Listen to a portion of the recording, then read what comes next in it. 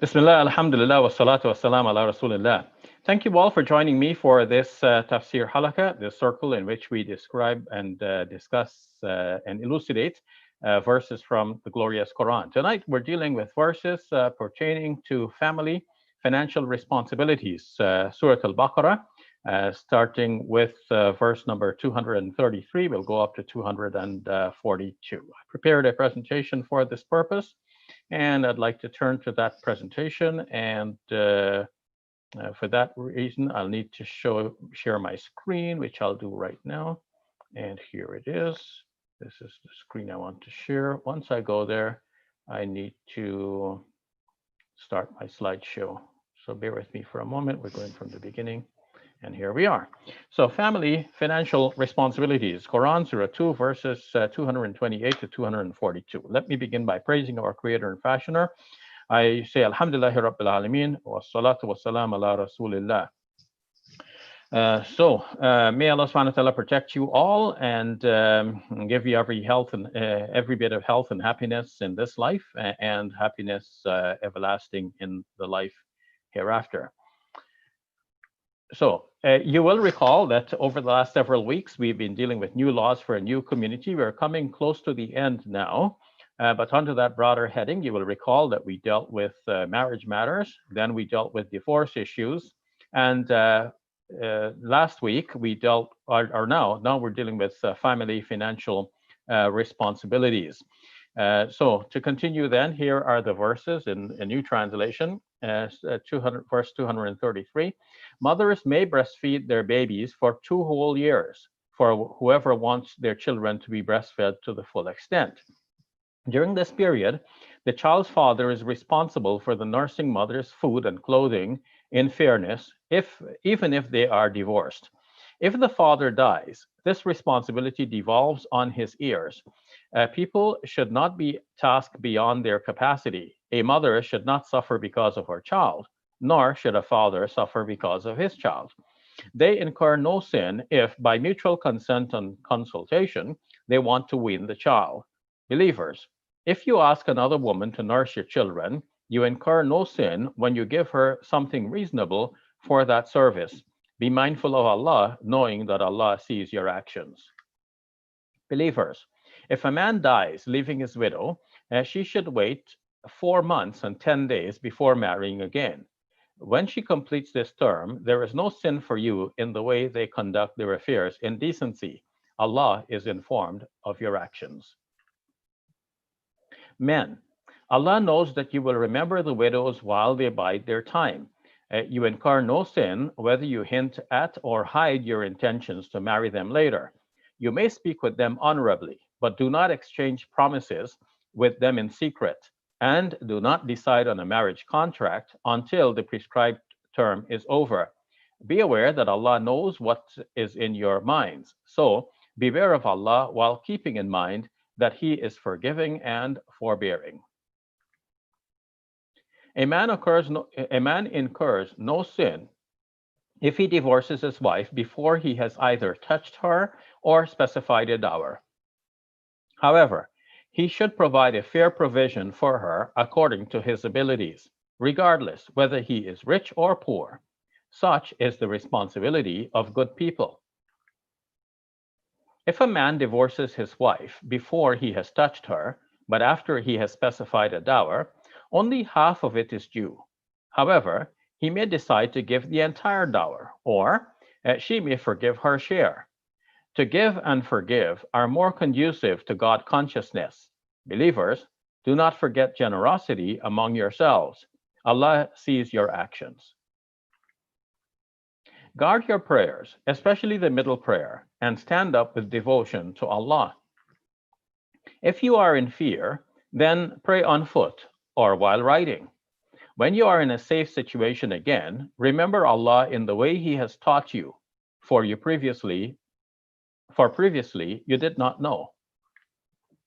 Believers, if a man is about to die, leaving his widow, he should make a bequest in her favor so that she will have a year's provisions without being evicted from her marital home.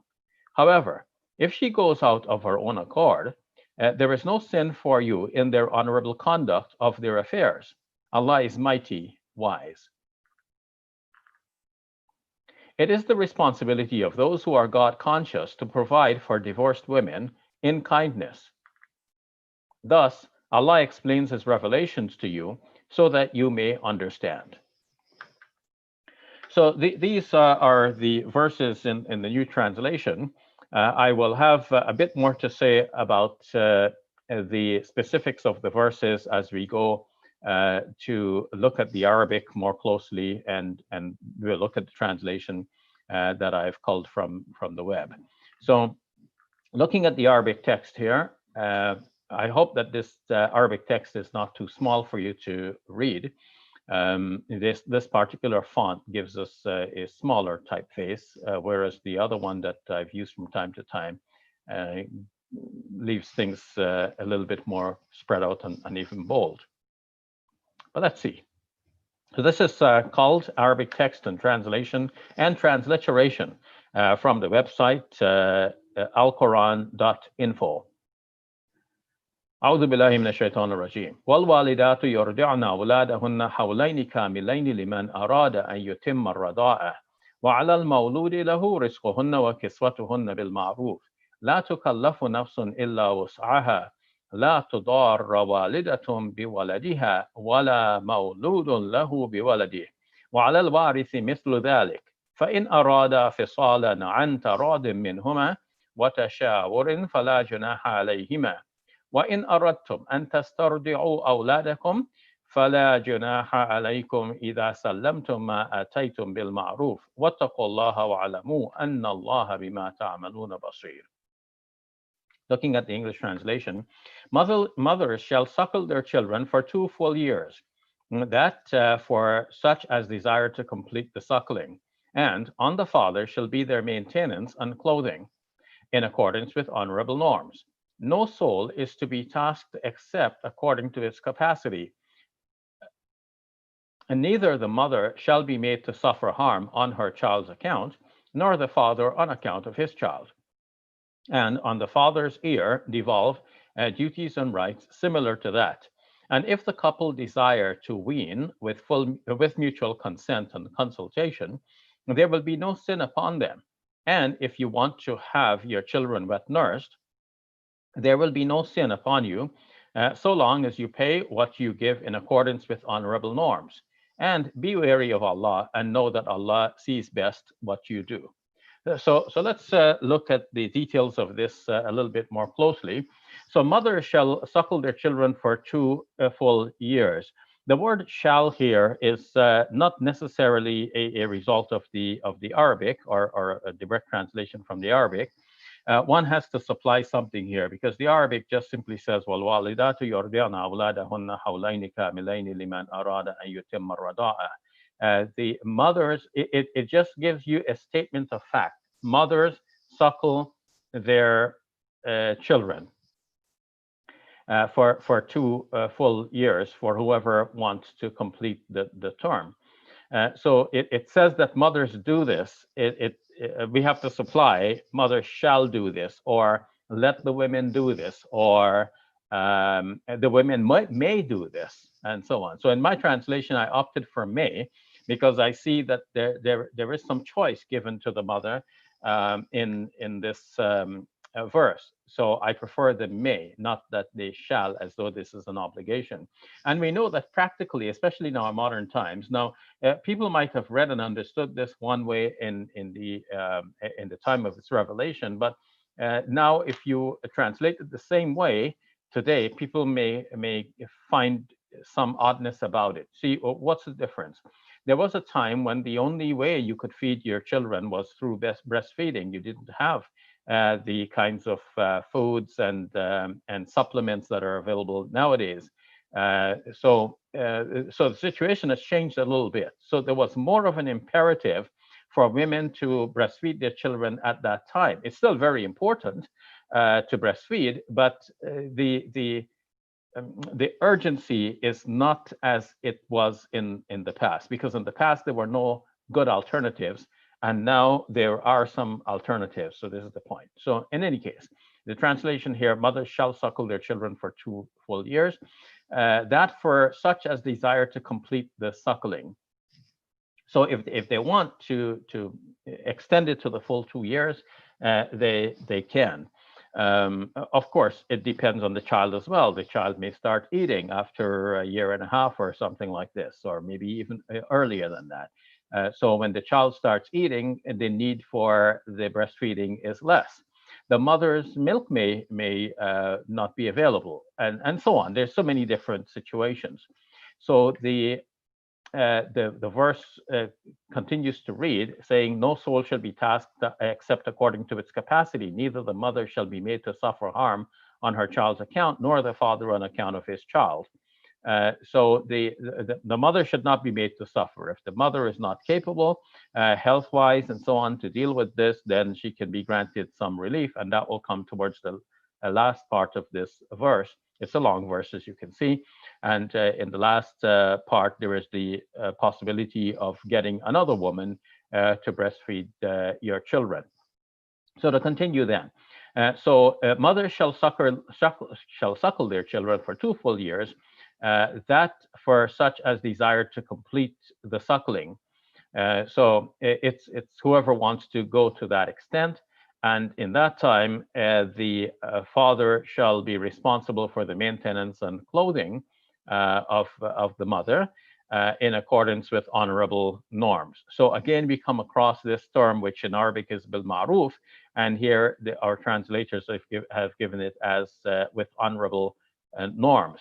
So the norms that prevail at a time are thought to be the result of good human thinking and long experience. So Islam does not have any quarrel with that.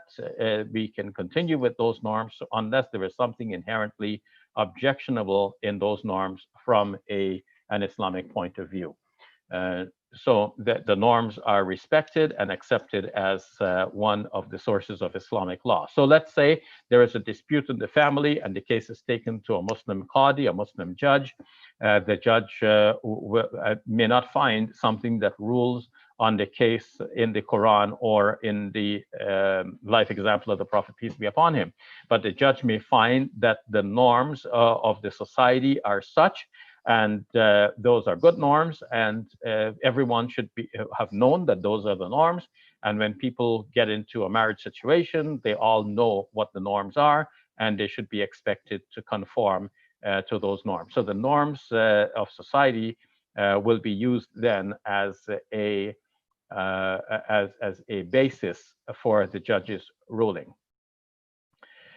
And then we covered the part, no soul shall be tasked except according to its capacity. Neither the mother should be made to suffer harm on her child's account, nor the father on account of his child. Now, so far, we have read in this verse that the father is responsible for the food and clothing, but that has to be according to his abilities as well. He may not be able to provide the absolute best, but whatever is within his ability, that is what he is responsible for. So we're not going to task him beyond his capacity. Now, what if he dies in the meantime? Then that responsibility devolves to the heirs. Now, the Muslim traditional commentators on the Quran, they discuss this to find out, whose heirs are mentioned here, because the Quranic text is, though this is a long verse, still it's a lot of information packed into the one verse, and things are said in a very brief and elusive manner. So the heir is just simply given in Arabic as al-warith. So who is the warith? Well, the child himself is an inheritor of his father, the baby that is in question here, to be nursed. So is it from the baby's wealth that we are going, like, let's say the father dies and the baby gets so much? Well, is it from the baby's wealth that the mother will be fed and clothed? And some said, no, it's the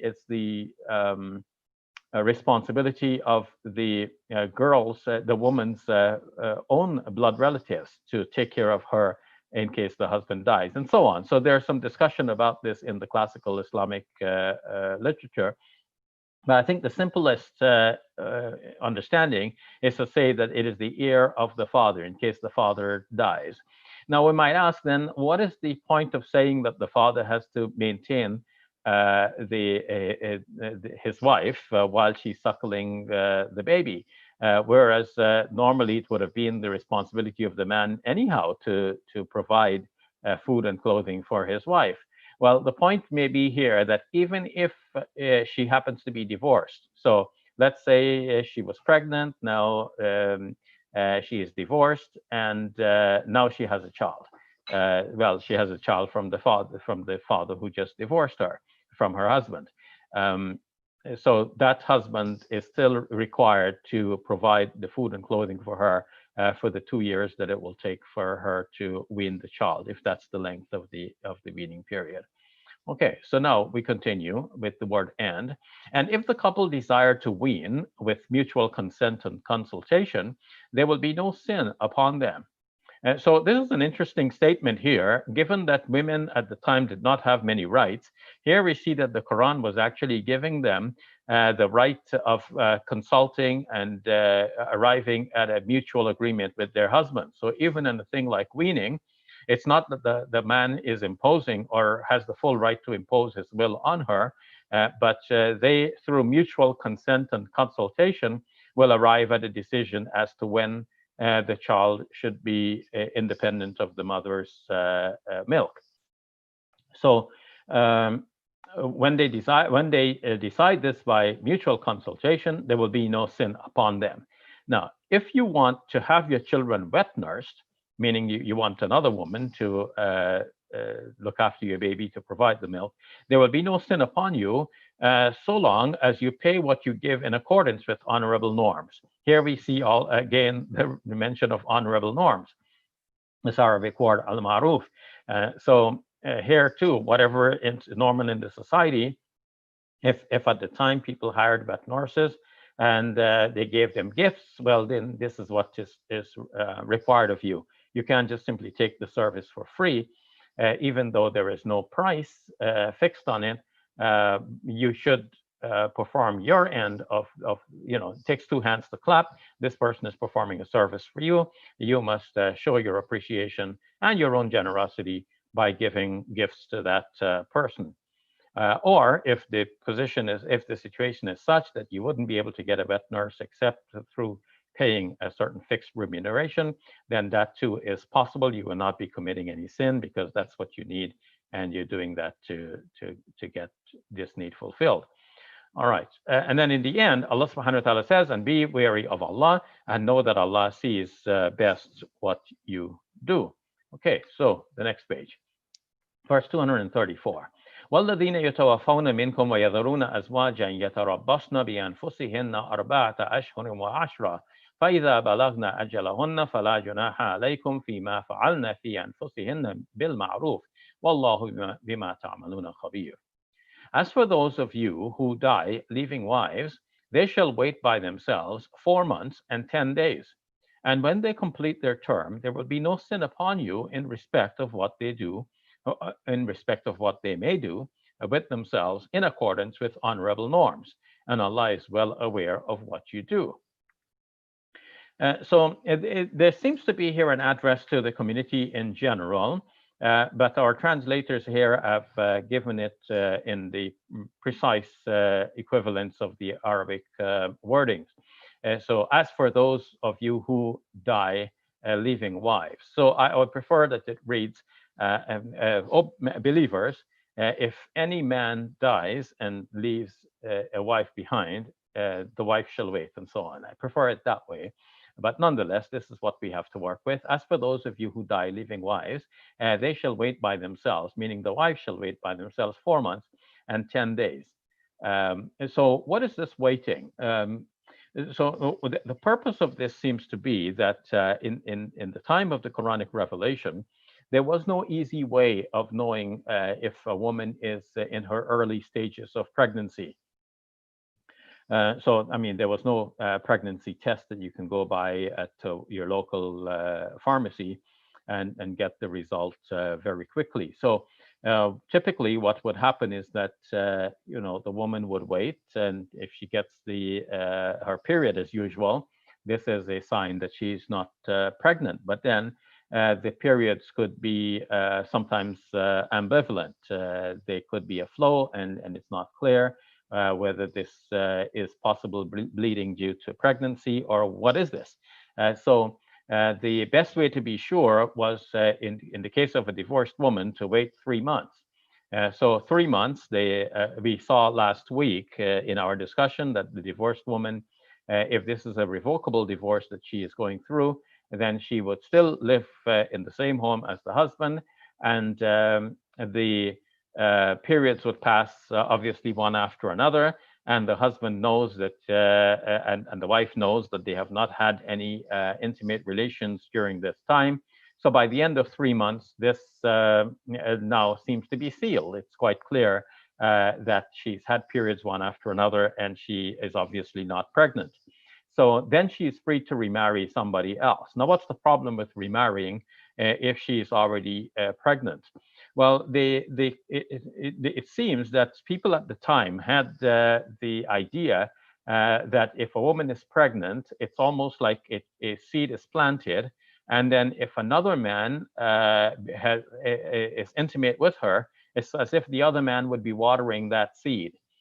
So to avoid this kind of repugnance that the people would have felt, the Quran just simply conceded to this custom that in case the woman is pregnant, then her time to remarry will be after she delivers the child. But it could be earlier, it could be later. It could be maybe, it is mentioned in one case, and that a woman delivered a child just 3 days after she was divorced. And then the companions of the Prophet, peace be upon him, said that she's free to remarry after she has delivered her child. So it could be 3 days, could be 3 months, in which would coincide with what she normally would have observed as her waiting period, or it could be the full 9 months of pregnancy, and then she would be free to remarry.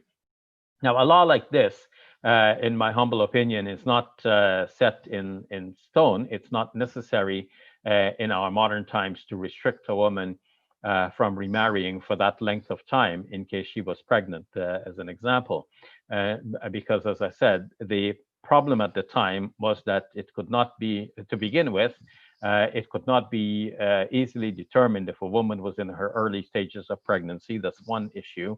The second issue was that it rubbed against the sensitivity of the people at the time to have a pregnant woman becoming intimate with a new husband. So all of this shows that there were certain circumstances and norms at the time when the Quran was being revealed, and some of these norms were conceded, but the norms can change over time. And of course, the law would be adjusted for new norms, so long as the new norms are not inherently repugnant from the point of view of Islamic morality.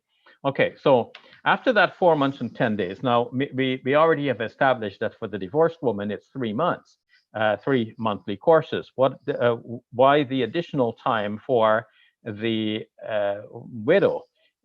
So it could be that in the difference is that in the case of the divorced woman, the husband and wife were there together, working through the periods. They know that the period has occurred, and then another one has occurred, and now the third one. In this case now, in the case of the widow, the husband is not there. So the wife is basically on her own, basically mourning for the death of her husband. And she's the only one whose word would have to be accepted.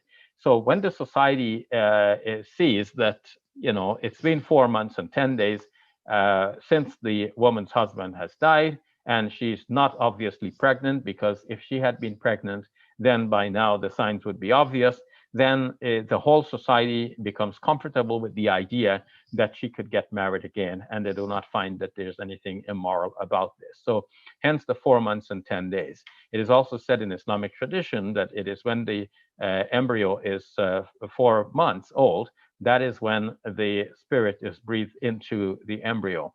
So with that in mind, some leeway is given so that people can become satisfied that now If the woman was pregnant, we would know it.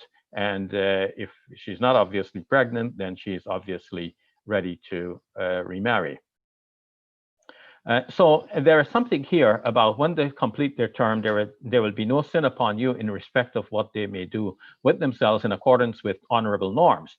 So obviously, decency in society still has to be maintained, but the society is being told once the woman has reached her term, you have really no business the way in which she conducts her affairs, so long as she's not doing something that is, against the morality of the society.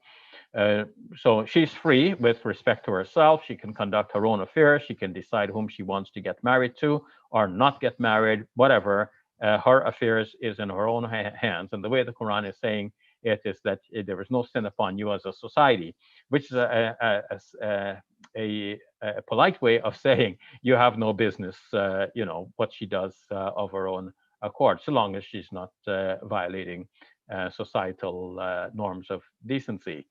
Okay, so to continue, verse 235. ولا جناح عليكم فيما أردتم به من خطبة النساء أو أكننتم في أنفسكم علم الله أنكم ستذكرونهن ولكن لا تواعدوهن سرا إلا أن تقولوا قولا معروفا ولا تعزموا عقدة النكاح حتى يبلغ الكتاب أجله واعلموا أن الله يعلم ما في أنفسكم فاحذروه واعلموا أن الله غفور حليم. There is no sin upon you in what you may hint in proposing to recently widowed women, or what you may secretly cherish within your hearts. Allah knows that you will be thinking of them, but do not make troth with them secretly, unless you say honorable words, and do not resolve on a marriage tie until the prescribed term is complete. Know that Allah knows what is in your heart, so beware of Him, and know that Allah is all forgiving, all forbearing. So the footnote here reads, that is until the waiting period of 4 months and 10 days prescribed for the widows is completed.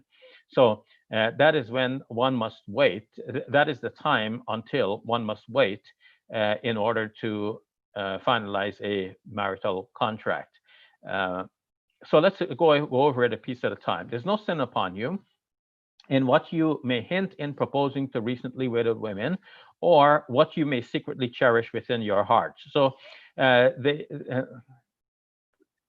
men know that this woman has been recently widowed, and some men will have good intentions towards her. They will be thinking, okay, once she finishes her waiting period, I'll get married to her. But still, the man is not allowed to get an agreement from her that she will marry him. He may make an allusion to what his intention is without stating so directly. Like it'll be in a kind of an affront to say to the woman, I want to marry you. Also, we have to bear in mind that the women would have had some self-respect as well, and it would be contrary to their self-respect. Like their husband has just died, and now they're thinking of remarrying again. So they wouldn't want to entertain any such direct suggestion. But so a man saying to her, I want to marry you, that would be a kind of an affront to her dignity. So what can he do? He can make an allusion. The commentaries on the Quran in Arabic say about this things like, a man can say to a woman in that situation, you are very beautiful. With the idea that she will get the hint that he's interested in her. Or he might say something like, lucky will be the man who gets to marry you, or something of this nature. So he's not stating directly that he intends to marry her, but he's giving a hint. Or he can keep it in his mind. And if he's keeping that in his mind, it's not a sin for him. And as the verse says, Allah knows that you will be thinking of them, so do not make troth with them. This word troth here is not a very common English word. But what is being said here is that you should not secretly get them to agree to marry you. So you have to only make allusions if you want, and you cannot, in any case, resolve any marriage tie until the prescribed time is complete. That means until she has waited out the 4 months and 10 days. And Allah knows what is in your heart, so beware of Him and know that Allah is all forgiving and all forbearing. To continue then. Verse 236. لا جناح عليكم إن طلقتم النساء ما لم تمسوهن أو تفرضوا لهن فريضة ومتعوهن على الموسع قدره وعلى المقتر قدره متاعا بالمعروف حقا على المحسنين. There is no sin upon you if you divorce women while you have not yet touched them or settled a dowry for them, yet provide for them, the well-off according to his capacity and the poorly off according to his capacity, with a sustenance that is honorable, an obligation on the virtuous. So here's a situation. There could be different possibilities. You get married to a woman, you divorce her after consummation, you divorce her before consummation. Here is the case before consummation.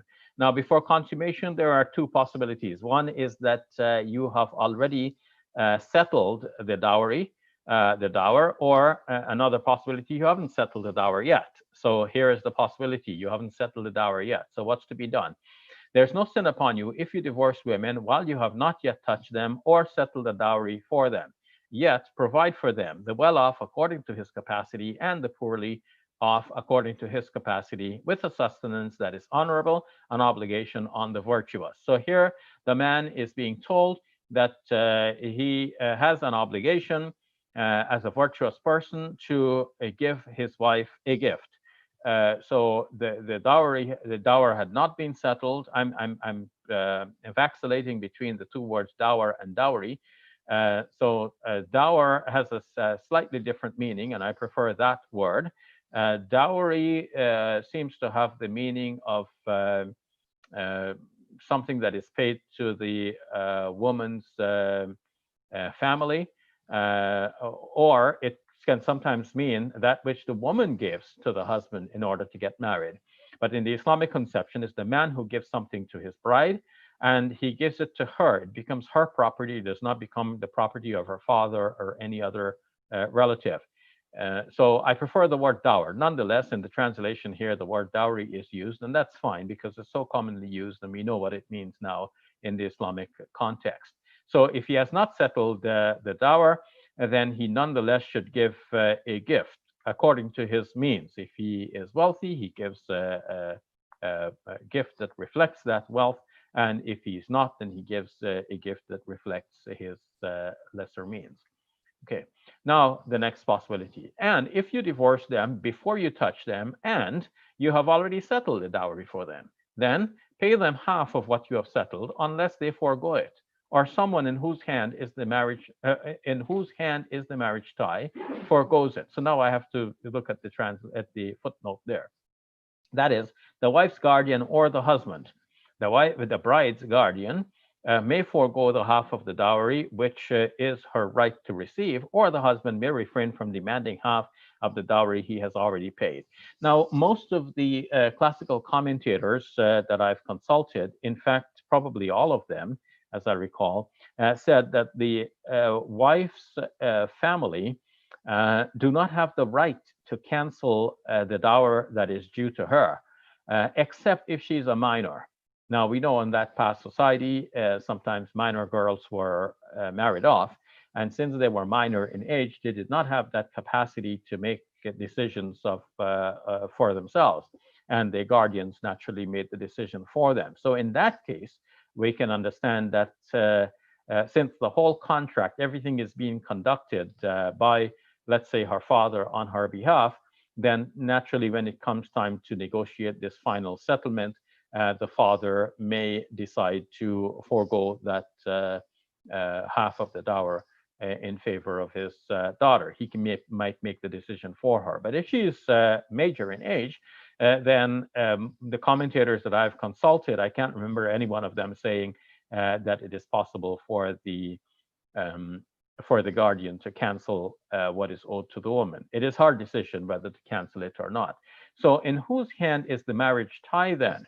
If we were thinking that it is the guardian of the minor girl, and then What about the other possibility that this is in the hand of the husband? Many commentators say that it is in the hand of the husband because he's the one who pronounces the divorce in that classical situation. This is how it is envisioned, that the husband has, as if he has the marriage tie in his hand. He could release that tie by saying, I divorce you, or he can hold on to that tie. So maybe this is the way, this is the reference in the Quran.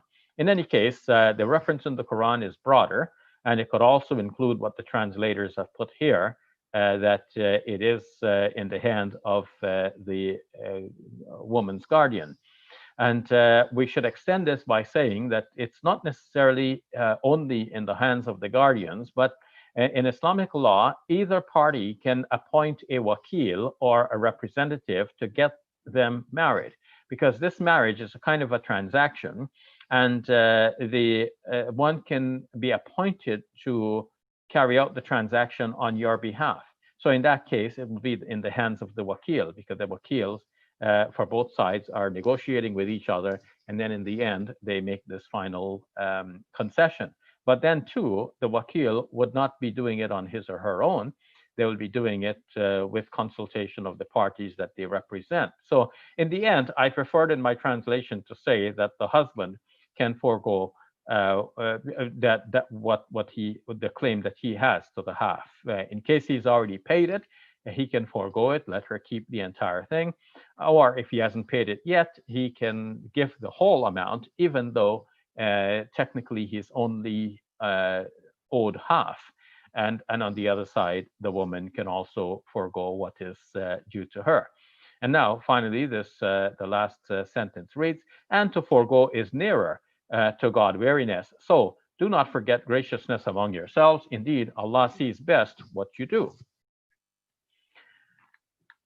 Verse 238, we're getting to the end here. حافظوا على الصلوات والصلاة الوسطى وقوموا لله قانتين. Be watchful of your prayers, and especially the middle prayer, and stand in obedience to Allah. So let's look at the footnotes.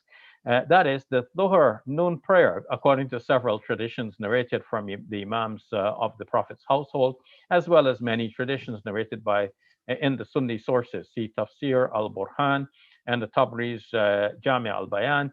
According to other interpretations, the phrase the middle prayer refers to the Asr, afternoon, Maghrib, or Fajr prayer. So in other words, nobody knows exactly what is this middle prayer. And some said that the Asr prayer is the middle prayer because it's in the middle of 5 for the day. Some said that, as we see here in the footnote, that is the Dhuhr. Others said that it is the Maghrib, or the Isha, or even the Fajr. Fajr, they may say, because it kind of stands alone. You might have the Dhuhr and Asr prayer in the afternoon, the Maghrib and Isha basically at night, and then Fajr in the morning by itself. So that would be the middle prayer, according to some. So nobody knows what exactly is the middle prayer, and that's an interesting mention in the Quran. So guard your prayers, especially the middle one, and Allah subhanahu wa ta'ala knows best. Now, and it says, and stand in obedience to Allah. So footnote number 2, or stand humbly or prayerfully, devoutly before Allah. And that's something for us to bear in mind. When we are praying, we have to be standing devoutly before Allah subhanahu wa ta'ala. We can't be praying, scratching our necks, scratching the nose. Especially nowadays, you don't want to be touching your face in case your hands have touched something that has the coronavirus. We have to be careful. But in general, in praying, we don't want to be twitching about, but we need to stand devoutly and with full attention before Allah subhanahu wa ta'ala. Now, you may ask, okay, the verses so far were dealing with financial responsibilities within the family, and now suddenly it's talking about prayer. And after the next verse, we're going to go back to financial responsibilities. So what is happening here? So remember what I said about ring composition. So there is a kind of a mirroring effect where there is on the one side, something is being discussed. You go up as if you're going up a mountain. You reach a peak, then you come back down the other side, and then the two sides are going to match each other in terms of content. So at the peak, there is something. It looks like at the peak, there is this mention of the prayers, and maybe that is to highlight the significance of prayers. You see, you're going along with financial responsibilities within the family, and then suddenly you're jolted out of that complacency because you were enjoying and you were thinking about that. Now suddenly these verses come up about prayer. Now you have to think more clearly about prayer. You're kind of surprised by the mention of prayers here, and that may be the whole point of it, to get people back to thinking about the importance of the prayers. And we know that prayers actually are the thing that keeps the believer really in tune with Allah Azza wa Jal. So if so far we've been talking about domestic responsibilities, and people are, forgetting Allah subhanahu wa ta'ala, they may not be so happy with all of the regulations which are given to them. But by being drawn back to Allah subhanahu wa ta'ala, to things like prayer, they will realize their need to be connected with Allah Azza wa Jal and with the laws of Allah Azza wa Jal as well. So the next verse, فَإِنْ خِفْتُمْ فَرِجَالًا أَوْ رُكْبَانًا فَإِذَا أَمِنْتُمْ فَاذْكُرُوا اللَّهَ كَمَا عَلَّمَكُم مَا لَمْ تَكُونُوا تَعْلَمُونَ. And should you fear a danger, then pray on foot or mounted. And when you are safe, remember Allah, as He taught you what you do not know. So here the fear prayer is introduced. So we know the different kinds of prayers. There's regular prayer, and now there's the fear prayer. Now, if a person is traveling, instead of praying 4 rakats of Dhuhr and Asr, he will pray 2 rakats each while traveling. And then, according to most scholars, he has also the permission to combine the two. So instead of praying at 2 stopping points, stop once for Asr, stop once for Dhuhr, and then stop another time for Asr, one can, in one stop, pray both the Dhuhr and Asr, either in the Dhuhr time or in the Asr time, and then continue along with the journey. Same with Maghrib and Isha. The two can be combined, prayed together. Maghrib is always 3 rakats, but the Isha can be shortened to 2, and should be shortened to 2 in the case of the traveler. So then all 5 rakats will be prayed with 2 salams in one stop. And the Fajr will be prayed independently, still 2 rakats. Now, what about the person who is in fear? Let's say you're in the battlefield or in some kind of other situation of danger, then now your number of rakats get reduced to 1. So you pray 1 rakah and with 2 sajdas, and then you are done. So that's called the fear prayer. Now, what if you cannot go down in ruku and sujood because the enemy might attack you when you go into ruku and sujood? Well, in that case, you can pray standing. So, and then what if you're in such a danger that you have to keep on the move? Because if you stay where you are, then the enemy will attack you. Well, you could be on your mount and you keep going and you're praying on the mount as well. So you see, there's a great degree of flexibility in Islam, and most common folks are not available are not aware of these flexible items in Islamic law, but it is there, and it's there in the Quran as well. And may Allah subhanahu wa ta'ala help us to understand His religion. Okay, getting to the end now, verse 240. والذين يتوفون منكم ويذرون أزواجا وصية لأزواجهم متاعا إلى الحول غير إخراج فإن خرجن فلا جناح عليكم فيما فعلن في أنفسهن من معروف والله عزيز حكيم. Those of you who die leaving wives shall bequeath for their wives, providing for a year without turning them out. But if they leave, there is no sin upon you in respect of what they may do with themselves, observing honorable norms. And Allah is Almighty, all-wise. Now, the provision for a year, and then the stipulation that they should not be turned out of the homes, this was an improvement at the time, because women were given few rights at the time. So the rights that were given now in the Quran were new and in advance over the rights that were given previously. But we would be aware now that in today's context, for to assure the woman that she will have a year of residence, this is not enough, because what happens at the end of the year? So typically, when a couple buys a house nowadays, they will have joint ownership and there will be a stipulation that as long as they're alive, they cannot be removed from the marital home. So these are protections that have been introduced in modern societies that were not there in ancient societies. So when the Quran was saying what it said, it was actually giving more rights to women than were available at the time. but we should not see that as the final statement of rights. It was possible for Muslims to advance as other societies were advancing and giving women more and more rights. And it so happens that interpretations of the Quran tended to be stagnant, and Muslim scholars did not see a possibility for us to revise any of those stipulations. But I see that we could revise the stipulations in order to ensure fairness and justice for all parties. Some of the classical commentators thought that the woman would not need more than a year of residence because soon enough she'll get married again. But that's assuming that the widows would be young women. And of course, many a time, a widow is an old woman. So she, both persons age together. The man dies, he leaves his wife behind, and she is quite advanced in age, maybe beyond the years when somebody may want to marry her. And so in that case, how might it be expected that she will fend for herself at her age and not having a place to live in? And if we think of cold Canadian winters, well, then, you see the problem there. So we should not see this as the final statement, but we should see this as a beginning in giving the rights to women.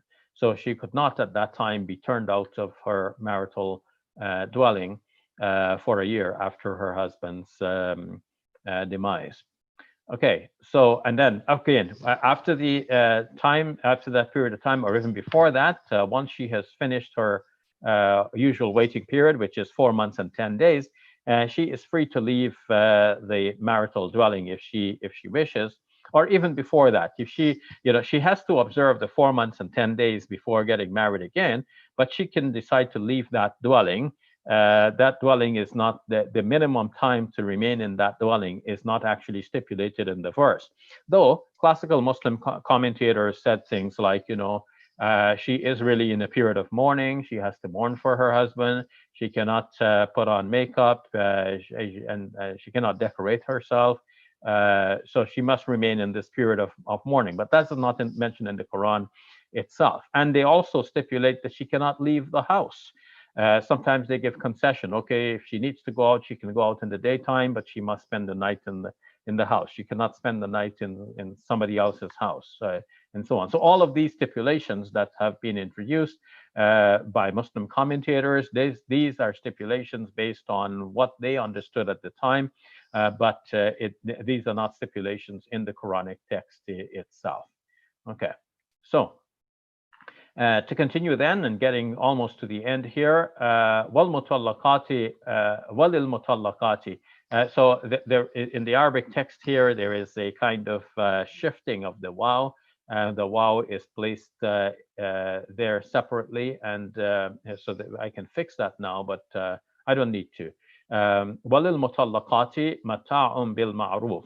You see what is there, so I don't need to fix it. وَلِلْمُطَلَّقَاتِ مَتَاعٌ بِالْمَعْرُوفِ حَقًّا عَلَى الْمُتَّقِينَ.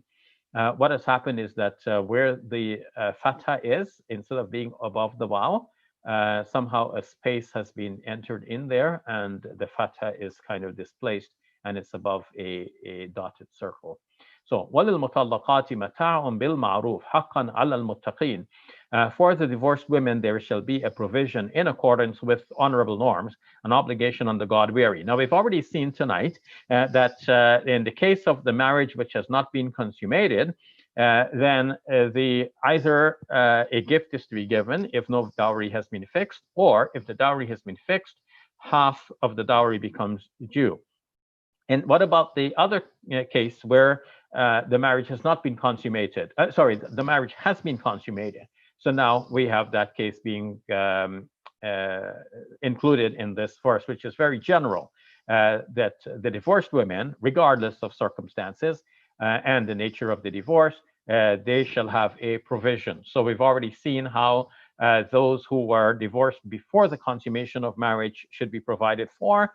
And now, in general, all divorced women should be given some provision, a little or more, depending on circumstances. And now we have a way of including those women who have been divorced after the consummation of their marriages. So they should have provision in accordance with honorable norms. Now, it is good that the Quran did not specify a dollar amount, because if the Quran had specified, so many dirhams or so many dinars, then, with inflation, those dinars and dirhams would not have been worth enough for the women to live on in our present time. But by saying according to honorable norms means that in our present society, and in different societies, the amount to be given could be ruled differently. So, for example, the needs of a person who lives in Canada would be different from, let's say, the needs of a person who lives in a third world country. Why? Because when you are surrounded by people who have luxuries, then those luxuries become necessities for you as well. Because it cannot be that you're kind of like an odd thing in the society around you. Everybody around you has certain luxuries, like everybody has a phone, and you don't have a phone. So this becomes an odd thing about you. No, it has to be on par. But if, let's say, you lived in a society in which nobody has a phone, well, then this is not a necessity. Whoever gets it is a luxury. The person who gets it, that's the odd person. And that is, of course, is something desirable, not bad. But to say that, okay, everybody has to provide a phone in that society, that would be unusual. But in a society where everybody has a phone, then naturally the man has to provide one for his wife as well, because that is the norms of the situation in which you are. So, and that's just one example, but it shows that but by the Quran putting it in this way, the Quran has left a lot to our good judgment that could change with time and place and situation. And finally, the last verse we need to study tonight is this one. كذلك يبين الله لكم آياته لعلكم تعقلون. Thus does Allah clarify His signs to you so that you may apply reason. So Allah subhanahu wa ta'ala is calling us on the end to use reason to work out all of the final details and make sure that whatever we're doing is not resulting in injustice. We shouldn't say, okay, because the verse says it like this, we're going to follow precisely that, and we will not deviate from it regardless of how things appear. No, we should see the overall situation, and what we rule as the Islamic ruling should reflect beauty and wisdom. People should see it and see that, yeah, this is just and this is fair. It shouldn't be that people look at it and they're cringing because it looks so odd, so unjust, so unfair. So Allah is leaving a lot to the human reason so that we can apply judgment to changing circumstances and give fair rulings. So those are the verses that I wanted to study tonight. And now let's put everything in a nutshell so that we can see where we're going with this, where we've traveled so far, and what remains for us to study in this surah. So we have been dealing with new laws for a new community, starting with verse number 168. And as I said, that will pertain until near the end of the surah to verse 283, just shy 3 verses of the end of the surah. And under this broader topic, we dealt with marriage matters previously. And then last week, we dealt with divorce issues. And tonight, we dealt with family financial responsibilities. So where do we go with this from here? Now, we're going to switch topics altogether. Not that we are choosing to switch, but the Quran has actually switched topics. And now we're done with marriage, divorce, and family financial responsibilities. Now we're going on to lessons from history. So next week, we'll be dealing with lessons from history. We'll be dealing with verses 243 to 248. We will have to take that in 2 chunks. This is the first chunk. And then the next set of verses will continue the lessons from history, but we will discuss that and we will look ahead to those verses next week. So we'll have 2 weeks of lessons from history, next week being the first one. And then some remaining topics in this surah. So we'll be dealing with lessons from history part 2. And then we will deal with some core beliefs, belief in Allah and belief in the last day. And in resurrection from the dead. And then we will have regulations regarding charity. So we're going back to law. So we deal with lessons from history, core beliefs. Then we're going back to law regarding charity, giving charity out of your wealth. And finally, commercial law. And that will bring us to the end of that section of Surah Al-Baqarah that deals with new laws for a new community. So I would like to invite you to join me again next week. For all of those who have joined me online, I want to say salam to you at this point. As I've explained before, this Friday night circle is to replace what normally might have happened in the mosque, since we are not allowed to meet in large numbers in the mosque to cater to the needs of the local community. We have this Friday night halakha online. And so at this point, I'd like to turn my attention to the local community whose members are connecting with me via a Zoom room chat. So I will chat with them. And at this point, I will end the live stream. So I want to thank you all for joining. And I pray that Allah subhanahu wa ta'ala will protect you all, will bless you all in this life and the life hereafter, will protect you from every disease and sickness and distress. And I'd like to invite you to join me on Sunday in the afternoon at 1:30 p.m. That is when I will do a live Facebook post. So join me for that as well. So until next time, fi amanillah, assalamu alaikum wa rahmatullahi